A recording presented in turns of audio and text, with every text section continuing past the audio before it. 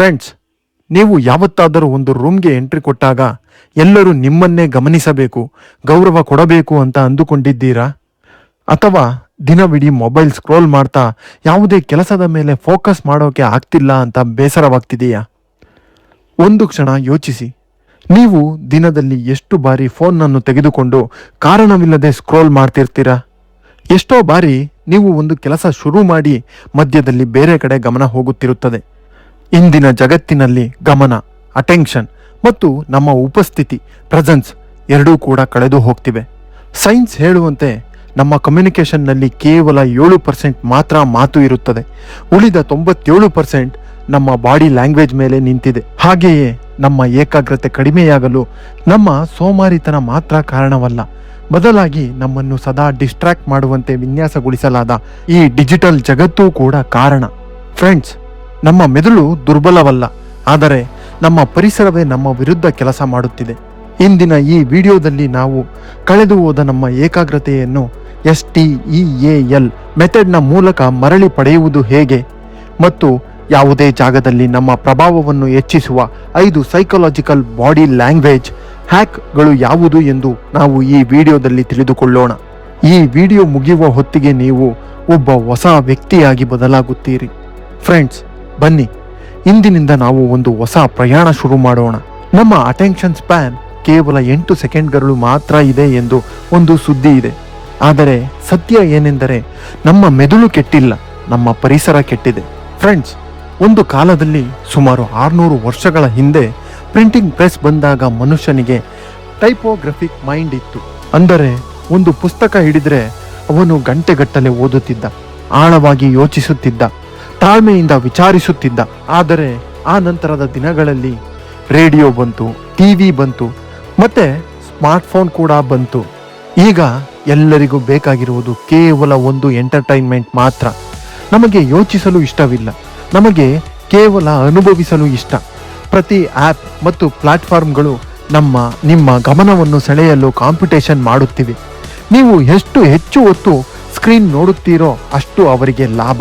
ಇಲ್ಲಿ ನಾವು ಉತ್ಪನ್ನವಲ್ಲ, ಆದರೆ ನಮ್ಮ ಗಮನವೇ ಉತ್ಪನ್ನವಾಗಿದೆ. ಹಾಗಾದರೆ ನಮಗೆಲ್ಲ ಒಂದು ಪ್ರಶ್ನೆ ಕಾಡುತ್ತದೆ, ಇದರಿಂದ ಹೊರಬರುವುದು ಹೇಗೆ ಎಂದು. ನಮ್ಮ ಗಮನವನ್ನು ನಾವು ಮತ್ತೆ ಮರಳಿ ಕದಿಯಬೇಕು. ಅದಕ್ಕೆ STEAL ಎನ್ನುವ 5 ಹಂತಗಳ ಫಾರ್ಮುಲಾ ಇಲ್ಲಿದೆ. ಶಟ್ ಡೌನ್ ದಿ ಸೋರ್ಸ್, ಮೂಲವನ್ನೇ ನಿಲ್ಲಿಸಿ. ನಿಮ್ಮ ಫೋನ್ನಿಂದ ಸೋಷಿಯಲ್ ಮೀಡಿಯಾ ಆ್ಯಪ್ಗಳನ್ನು ಡಿಲೀಟ್ ಮಾಡಿ, ಕಂಪ್ಯೂಟರ್ನಲ್ಲಿ ಮಾತ್ರ ಬಳಸಿ.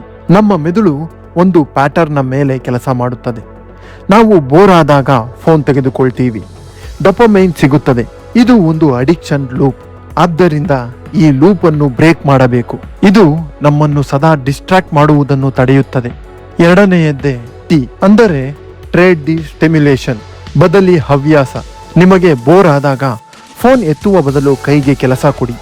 ನಿಮ್ಮ ಕೈಗಳು ಕೇವಲ ಕೆಲಸ ಮಾಡುವ ಅಂಗವಲ್ಲ, ಅದು ನಮ್ಮ ಮೆದುಳಿನ ಎಕ್ಸ್ಟೆನ್ಷನ್. ಗೇಮ್ಸ್ ಆಡುವುದು, ಬರೆಯುವುದು, ಕುಕಿಂಗ್ ಇಂತಹ ಕೆಲಸಗಳು ನಮ್ಮ ಮೆದುಳನ್ನು ಸ್ಥಿರಗೊಳಿಸುತ್ತವೆ. ಮೂರನೆಯದೇ E ಅಂದರೆ ಎಂಗೇಜ್ ಡೀಪ್ಲಿ, ಆಳವಾಗಿ ತೊಡಗಿಸಿಕೊಳ್ಳಿ. ಓದುವಾಗ ಕೇವಲ ಮುಗಿಸುವುದಕ್ಕಾಗಿ ಓದಬೇಡಿ. ಒಂದು ಪುಸ್ತಕ ಓದಿದರೆ ಇದರಿಂದ ನಾನು ಏನು ಕಲಿತೆ ಎಂಬುದನ್ನು ಆಳವಾಗಿ ಯೋಚಿಸಿ. ನೋಟ್ಸ್ ಬರೆಯಿರಿ, ಲೇಖನದ ಜೊತೆ ಮಾತನಾಡುತ್ತಿರುವಂತೆ ಕಲ್ಪನೆ ಮಾಡಿ. ಈ ರೀತಿ ಮಾಡುವುದರಿಂದ ನಮ್ಮ ಕ್ರಿಟಿಕಲ್ ಥಿಂಕಿಂಗ್ ಅನ್ನು ಇದು ಬೆಳೆಸುತ್ತದೆ. ನಾಲ್ಕನೆಯದೇ A ಆಕ್ಟ್ ವಿತ್ ಎಫರ್ಟ್, ಶ್ರಮ ಹಾಕಿ. ಇವತ್ತಿನ ಕಾಲದಲ್ಲಿ ಎಲ್ಲವೂ ಸುಲಭವಾಗಿ ಸಿಗುತ್ತದೆ, ಆದರೆ ಫ್ರೆಂಡ್ಸ್, ಸುಲಭವಾದದ್ದು ಯಾವತ್ತೂ ಸ್ಮರಣೀಯವಾಗಿರುವುದಿಲ್ಲ. GPS ಇಲ್ಲದೆ ಡ್ರೈವ್ ಮಾಡಿ, ಸ್ವಲ್ಪ ಕಷ್ಟ ಅನುಭವಿಸಿ, ಅದೇ ನಮ್ಮ ಮೆದುಳಿನ ವ್ಯಾಯಾಮವಾಗಿರುತ್ತದೆ. ಮತ್ತು 5ನೆಯದು L ಲಿಬರೇಟ್ ದಿ ಎನ್ವಿರಾನ್ಮೆಂಟ್, ಸುತ್ತಲಿನ ಪರಿಸರವನ್ನು ಮುಕ್ತಗೊಳಿಸಿ. ವಾರದಲ್ಲಿ ಕನಿಷ್ಠ 24 ಗಂಟೆ ಫೋನ್ ಇಲ್ಲದೆ ಇರಿ. ಹೀಗೆ ಮಾಡುವುದು ಡಿಜಿಟಲ್ ಡಿಟಾಕ್ಸ್ ಅಲ್ಲ, ಇದು ನಮ್ಮ ಮನಸ್ಸಿಗೆ ಸ್ವಾತಂತ್ರ್ಯ. ಈ ರೀತಿಯ ಪ್ರಾಕ್ಟೀಸ್ ಅನ್ನು ಮಾಡುವುದರಿಂದ ನಾವು ಒಳಗಿಂದಲೇ ಸ್ಟ್ರಾಂಗ್ ಆಗ್ತೀವಿ. ಇನ್ನು ಫ್ರೆಂಡ್ಸ್, ನಮ್ಮ ಕೆಲಸದ ಸ್ಥಳ ಕೂಡ ಮುಖ್ಯವಾಗಿರುತ್ತದೆ. ಮೇಜಿನ ಮೇಲೆ ಫೋನ್ ಇಟ್ಟರೆ ಅದು ಕಣ್ಣಿಗೆ ಬಿದ್ದ ತಕ್ಷಣ ಮೆದುಳು ಡಿಸ್ಟ್ರಾಕ್ಟ್ ಆಗುತ್ತದೆ. ಟೆಕ್ಸಸ್ ಯೂನಿವರ್ಸಿಟಿ ಅಧ್ಯಯನ ಹೇಳುತ್ತದೆ, ನಿಮ್ಮ ಫೋನ್ ನೀವು ಕಾಣದ ಜಾಗದಲ್ಲಿ ಇಟ್ಟರೆ ಕೇವಲ ಅದನ್ನು ಮೇಜಿನ ಮೇಲೆ ಮಡಚಿ ಇಟ್ಟಿದ್ದಕ್ಕಿಂತ ನಿಮ್ಮ ಕಾಗ್ನಿಟಿವ್ ಕೆಪಾಸಿಟಿ 20% ಹೆಚ್ಚಾಗುತ್ತದೆ. ಫ್ರೆಂಡ್ಸ್, STEAL ಮೆಥಡ್ ಸರಳ ಅನಿಸಬಹುದು. ಅದು ಸರಳವೇ, ಆದರೆ ಸುಲಭ ಅಲ್ಲ. ಇದನ್ನು ಮಾಡಲು ಇಚ್ಛಾಶಕ್ತಿ ಬೇಕು, ಮತ್ತು ಇಚ್ಛಾಶಕ್ತಿ ಒಂದು ಸ್ನಾಯು ಇದ್ದಂತೆ. ಪ್ರತಿದಿನ ತರಬೇತಿ ಕೊಟ್ಟರೆ ಮಾತ್ರ ಆ ಸ್ನಾಯು ಬಲಗೊಳ್ಳುತ್ತದೆ. ಹಾಗೆಯೇ ಇದು ಕೂಡ. ಈಗ ನೀವು ಈ STEAL ಮೆಥಡ್ನ ಮೂಲಕ ಆಂತರಿಕವಾಗಿ ಸ್ಟ್ರಾಂಗ್ ಆಗಿದ್ದೀರಿ. ಆದರೆ ಜಗತ್ತು ನಿಮ್ಮನ್ನು ಹೇಗೆ ನೋಡುತ್ತದೆ ಅನ್ನೋದು ನಿಮ್ಮ ದೇಹ ಹೇಳುತ್ತದೆ. ನಾವು ಮಾತಿನಲ್ಲಿ ಏನೇ ಹೇಳಿದ್ರೂ ನಮ್ಮ ದೇಹ ಸಿಗ್ನಲ್ ಕೊಡುತ್ತದೆ. ಜನ ಅದಕ್ಕೆ ಮಣಿಯುತ್ತಾರೆ. ಈ 5 ಬಾಡಿ ಲ್ಯಾಂಗ್ವೇಜ್ ಹ್ಯಾಕ್ ಅನ್ನು ಕಲಿತರೆ ನೀವು ಯಾವುದೇ ರೂಮ್ಗೆ ಹೋದರೂ ಅಲ್ಲಿ ಎಷ್ಟೇ ಜನ ಇದ್ದರೂ ಅವರ ಗಮನ ನಿಮ್ಮತ್ತ ಸೆಳೆಯುತ್ತೀರಿ. 5 ಬಾಡಿ ಲ್ಯಾಂಗ್ವೇಜ್ ಹ್ಯಾಕ್ಗಳಲ್ಲಿ ಮೊದಲನೆಯದು the alpha stance. Harvard research ಪ್ರಕಾರ ನೀವು ನಿಲ್ಲುವ ರೀತಿಯೇ ನಿಮ್ಮ ಮನಸ್ಥಿತಿಯನ್ನು ಬದಲಾಯಿಸುತ್ತದೆ. ನೀವು ಕುಗ್ಗಿದ್ರೆ ನೀವು ವೀಕ್ ಆಗಿ ಫೀಲ್ ಆಗ್ತೀರಿ. ನೀವು ನೇರವಾಗಿ ನಿಂತ್ರೆ ನೀವು ಪವರ್ಫುಲ್ ಆಗಿ ಫೀಲ್ ಆಗ್ತೀರಿ. ಡಾಕ್ಟರ್ ಏಮಿ ಕಡಿ ಹಾರ್ವರ್ಡ್ ಬಿಸ್ನೆಸ್ ಸ್ಕೂಲ್ನಲ್ಲಿ ಒಂದು ಪ್ರಸಿದ್ಧ ಸಂಶೋಧನೆ ಮಾಡಿದ್ರು. ಅವರು ಹೇಳಿದ್ರು, ಕೇವಲ 2 ನಿಮಿಷಗಳ ಕಾಲ ಪವರ್ ಪೋಸ್ ಮಾಡಿದ ನಂತರ ಟೆಸ್ಟೋಸ್ಟ್ರೋನ್ಸ್ 20% ಹೆಚ್ಚಾಗುತ್ತದೆ. ಹಾಗೆಯೇ ಕಾರ್ಟಿಸೋಲ್, ಸ್ಟ್ರೆಸ್ ಹಾರ್ಮೋನ್ 25% ಶೇಕಡ ಕಡಿಮೆಯಾಗುತ್ತದೆ ಎಂದು. ಅಂದರೆ ಕೇವಲ ನಿಲ್ಲುವ ರೀತಿ ಬದಲಿಸಿದರೆ ನಿಮ್ಮ ಬಯೋಕೆಮಿಸ್ಟ್ರಿ ಬದಲಿಸಬಹುದು. ಅದು ಹೇಗೆ ಎಂದು ನಾವು ನೋಡುವುದಾದರೆ, ಎದೆ ಅಗಲಿಸಿ, ಭುಜಗಳನ್ನು ಹಿಂದಕ್ಕೆ ತಳ್ಳಿ, ನಿಮ್ಮ ಕಾಲುಗಳು ನಿಮ್ಮ ಭುಜದ ಅಗಲಕ್ಕೆ ಸಮನಾಗಿರಲಿ, ಕತ್ತು ನೇರವಾಗಿ ಇರಲಿ, ಗಲ್ಲ ಸ್ವಲ್ಪ ಮೇಲಕ್ಕೆ ಎತ್ತಿ ನಿಂತುಕೊಳ್ಳಿ. ಇಂಟರ್ವ್ಯೂ ಮೊದಲು ಅಥವಾ ಪ್ರೆಸೆಂಟೇಷನ್ನ ಮೊದಲು 2 ನಿಮಿಷಗಳ ಕಾಲ ಈ ರೀತಿ ನಿಲ್ಲುವುದರಿಂದ ನಿಮ್ಮ ಕಾನ್ಫಿಡೆನ್ಸ್ ಲೆವೆಲ್ ಹೆಚ್ಚುತ್ತದೆ. ಒಮ್ಮೆ ಪರೀಕ್ಷೆ ಮಾಡಿ ನೋಡಿ, ಬದಲಾವಣೆ ನಿಮ್ಮ ಕಣ್ಣ ಮುಂದೆಯೇ ಇರುತ್ತದೆ. ಎರಡನೆಯ body language hack the predator guess. ಕಣ್ಣು ತಪ್ಪಿಸಬೇಡಿ. ಕಣ್ಣುಗಳು ನಿಮ್ಮ ಆತ್ಮದ ಪ್ರತಿಬಿಂಬ. Eye contact is equal to confidence. ಆದರೆ ಹೆಚ್ಚು ಜನ ಮಾತನಾಡುವಾಗ ಕಣ್ಣು ತಪ್ಪಿಸುತ್ತಾರೆ. ಇದು ಅಸುರಕ್ಷತೆಯ ಸಂಕೇತ. ನೀವು ಯಾರ ಜೊತೆ ಮಾತನಾಡಿದರೂ ಅವರ ಕಣ್ಣುಗಳನ್ನು ನೋಡಿ, ಆದರೆ ಸ್ಟೇರ್ ಮಾಡಬೇಡಿ, ಅಂದರೆ ದುರುಗುಟ್ಟುಕೊಂಡು ನೋಡಬೇಡಿ. ನಿಮ್ಮ ಮಾತು ಮುಗಿದ ನಂತರ ಸ್ವಲ್ಪ ಹೊತ್ತು ಕಣ್ಣನ್ನು ಕಾಯ್ದಿಡಿ. ಎದುರಿನವರಿಗೂ ಮಾತನಾಡಲು ಅವಕಾಶ ನೀಡಿ. ಇದು ನಿಮ್ಮ ಆತ್ಮವಿಶ್ವಾಸದ ಸಂಕೇತವಾಗಿರುತ್ತದೆ. ಒಂದು ಪ್ರಸಿದ್ಧ ಮಾತು ಇದೆ, ice have language of their own.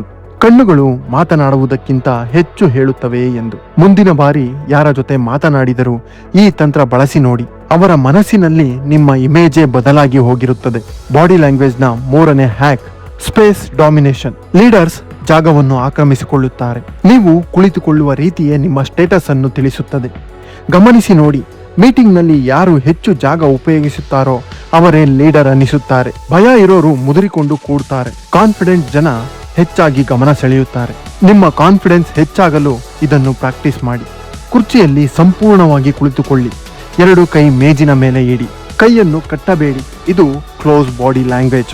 ಕಾಲುಗಳನ್ನು ಚಾಚಿಕೊಂಡು ಕೂರಬೇಡಿ. ಹೀಗೆ ಕೂರುವುದರಿಂದ ನಿಮ್ಮ ನರ್ವಸ್ನೆಸ್ ಅನ್ನು ಇದು ಸೂಚಿಸುತ್ತದೆ. ರಾಜರುಗಳು ಹೇಗೆ ಕೂರುತ್ತಿದ್ರು ಎಂದು ನೆನಪಿಸಿಕೊಳ್ಳಿ. ಅವರ ದೇಹ ಭಾಷೆಯೇ ಮೊದಲು ಅವರಿಗೆ ಗೌರವವನ್ನು ತಂದುಕೊಟ್ಟು ಬಿಟ್ಟಿರುತ್ತದೆ. ಬಾಡಿ ಲ್ಯಾಂಗ್ವೇಜ್ನ 4ನೇ ಹ್ಯಾಕ್ ಪವರ್ ಕ್ಲಂಚ್. ಇದು ಒಂದು ಸೈಕಲಾಜಿಕಲ್ ಟ್ರಿಗರ್. ನಿಮಗೆ ನರ್ವಸ್ನೆಸ್ ಫೀಲ್ ಆದಾಗ ನಿಮ್ಮ ಕೈಗಳನ್ನು ಮುಷ್ಟಿ ಮಾಡಿ ಗಟ್ಟಿಯಾಗಿ 3 ಸೆಕೆಂಡ್ ಹಿಡಿದುಕೊಂಡು ಮತ್ತೆ ಬಿಡಿ. ಈ ರೀತಿ ಮಾಡುವುದು ನಿಮ್ಮ ನರಮಂಡಲಕ್ಕೆ ಒಂದು ಸಿಗ್ನಲ್ ಅನ್ನು ಕಳಿಸುತ್ತದೆ, ನಾನು ಕಂಟ್ರೋಲ್ನಲ್ಲಿದ್ದೇನೆ ಎಂದು. ಸ್ಟ್ರೆಸ್ ಆದಾಗ ನಮ್ಮ ದೇಹ ಫೈಟ್ ಆರ್ ಫೈಟ್ ಮೋಡ್ಗೆ ಹೋಗುತ್ತದೆ. ಮುಷ್ಟಿ ಮಾಡುವ ಕ್ರಿಯೆ ಆ ಎನರ್ಜಿಯನ್ನು ಒಳ್ಳೆ ದಿಕ್ಕಿಗೆ ತಿರುಗಿಸುತ್ತದೆ. ಅಥ್ಲೆಟ್ಸ್ಗಳು ಇದನ್ನು ಉಪಯೋಗಿಸಿಕೊಳ್ಳುತ್ತಾರೆ.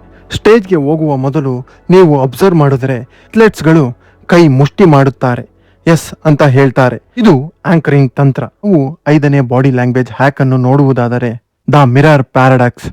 ಯಾರಾದರೂ ನಿಮ್ಮ ಮೇಲೆ ಕೂಗಾಡಿದ್ರೆ ನೀವು ಶಾಂತವಾಗಿದ್ದರೆ ನೀವು ನಿಯಂತ್ರಣದಲ್ಲಿದ್ದೀರಿ ಎಂದರ್ಥ. ಮಿರರ್ ನ್ಯೂರಾನ್ಸ್ ಎಂಬ ಒಂದು ಅದ್ಭುತ ವಿಷಯ ನಿಮ್ಮ ಮೆದುಳಿನಲ್ಲಿದೆ ಎಂದರ್ಥ. ನೀವು ಯಾರ ಜೊತೆ ಇರ್ತೀರೋ ನಿಮ್ಮ ಮೆದುಳು ಅವರ ಭಾವನೆಗಳನ್ನು ಮಿರರ್ ಮಾಡುತ್ತದೆ. ಯಾರಾದರೂ ಕೋಪದಲ್ಲಿ ಬಂದ್ರೆ ನೀವು ಕೋಪಗೊಳ್ತೀರಿ, ಇದು ಸ್ವಾಭಾವಿಕ. ಆದರೆ ಒಂದು ಸ್ಟ್ರಾಂಗ್ ವ್ಯಕ್ತಿ ಏನ್ ಮಾಡ್ತಾರೆ ಗೊತ್ತಾ? ಅವರು ಶಾಂತವಾಗಿ ಮಿರರ್ ಮಾಡ್ತಾರೆ. ನೀವು ಶಾಂತವಾಗಿದ್ರೆ ಅವರ ಮೆದುಳು ನಿಮ್ಮನ್ನು ಮಿರರ್ ಮಾಡುತ್ತದೆ. ಅವರು ಕೂಡ ಸ್ವಲ್ಪ ಸಮಯದಲ್ಲಿ ಶಾಂತಗೊಳ್ತಾರೆ. ಇದೇ ಮಿರರ್ ಪ್ಯಾರಾಡಾಕ್ಸ್. ಶಾಂತತೆ ಒಂದು ಶಕ್ತಿ, ಅದು ಭಯ ಅಲ್ಲ. ನಿಮ್ಮ ಗಮನ ನಿಮ್ಮ ಜೀವನ. ಅದನ್ನು ನೀವು ನಿಯಂತ್ರಿಸಿದರೆ ನೀವು ನಿಮ್ಮ ಭವಿಷ್ಯವನ್ನೇ ನಿಯಂತ್ರಿಸಬಹುದು. ಫ್ರೆಂಡ್ಸ್, ಈ ಮಾಹಿತಿ ಇಷ್ಟವಾದರೆ ವಿಡಿಯೋವನ್ನು ಶೇರ್ ಮಾಡಿ, ಲೈಕ್ ಮಾಡಿ, ಚಾನಲ್ಗೆ ಸಬ್ಸ್ಕ್ರೈಬ್ ಮಾಡಿ ಮತ್ತು ಬೆಲ್ ಐಕಾನ್ ಅನ್ನು ಒತ್ತಿ. ಮತ್ತೊಂದು ಮಾಹಿತಿ ತುಂಬಿದ ವಿಡಿಯೋದ ಜೊತೆಗೆ ನಿಮ್ಮನ್ನು ಮತ್ತೆ ಭೇಟಿ ಮಾಡುತ್ತೇನೆ. ಧನ್ಯವಾದಗಳು.